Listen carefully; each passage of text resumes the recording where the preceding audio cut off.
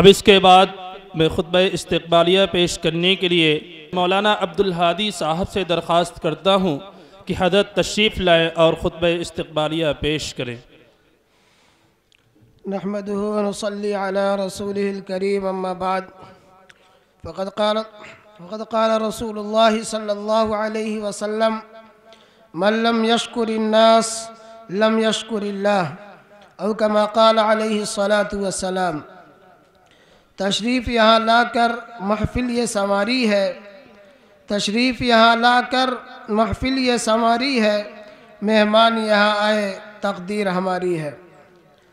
حضرات گرامی، بڑی ناسپاسی اور بڑی ناقدری ہوگی کہ ہم آئے ہوئے مہمانان اعظام کا شکریہ ادا نہ کریں، اور آپ صلی اللہ علیہ وسلم کا ارشاد من لم یشکر الناس لم یشکر اللہ کی مخالفت بھی لازم آئے گی۔ اس لیے حدیث شریف کی پیروی کرتے ہوئے ہم آئے ہوئے تمام مہمانان اعظام کا شکریہ ادا کرتے ہیں، اور اللہ رب العزت سے دعا کرتے ہیں کہ اللہ تعالیٰ آپ لوگوں کا آنا قبول فرمائے اور اپنی شایان شان جزا و بدلہ عطا فرمائے، کیونکہ آپ حضرات نے اپنا قیمتی وقت نکال کر، جس کے بارے میں کہا گیا ہے الوقت اسمن من الذہب، یہاں دینی اجلاس میں آپ حضرات نے شرکت فرمائی۔ یہ خوش نصیبی ہے اپنی خوش قسمتی ہے جو آئے صحن چمن میں لیے بہار آئے۔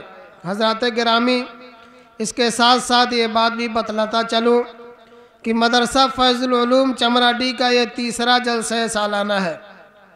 مدرسہ فیض العلوم مکتب کی شکل میں پچھلے تقریباً کئی سالوں سے بے ضابطہ بغیر کسی نصاب کے کام کر رہا تھا، جس سے خاطر خواہ کوئی فائدہ نظر نہیں آ رہا تھا۔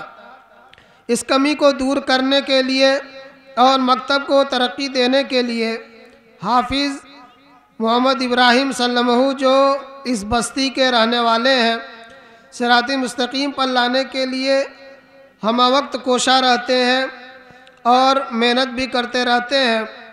6 مارچ 2023 کو سمجھدار لوگوں کے مشورے سے مدرسہ فیض العلوم کی بنیاد ڈالی گئی۔ الحمدللہ ثم الحمدللہ اس وقت مدرسہ فیض العلوم باضابطہ نصاب کے ساتھ نرسری سے لے کر درجہ سوم تک چل رہا ہے۔ آئندہ حفظ قرآن کریم اور درجہ پنجم تک CBSE بورڈ کا منصوبہ ہے۔ فی الحال مدرسہ اعظم میں 105 طلبہ و طالبات ماہر باکمال مدرسین کے ماتحت زیر تعلیم ہے۔ حضرات گرامی، یہ بھی بہت دلچسپ بات ہے کہ یہاں کے نوجوان مدرسہ کو ترقی دینے میں حافظ صاحب کے شانہ بشانہ شب و روز کھڑے رہتے ہیں۔ اللہ تعالیٰ ان لوگوں کی کاوشوں اور محنتوں کو قبول فرمائے اور ان کی ہمتوں کو مزید ترقی عطا فرمائے۔ اگر تو چاہے تو آسماں سے ستارے توڑ لے، ورنہ زمین پر قدم رکھ کر چلنا دشوار ہو۔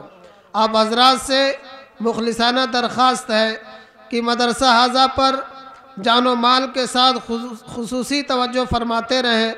اللہ عز و جل مدرسہ فیض العلوم کے فیض کو عام اور تام فرمائے، مدرسہ کو ہر طرح کی ترقیات سے نوازے۔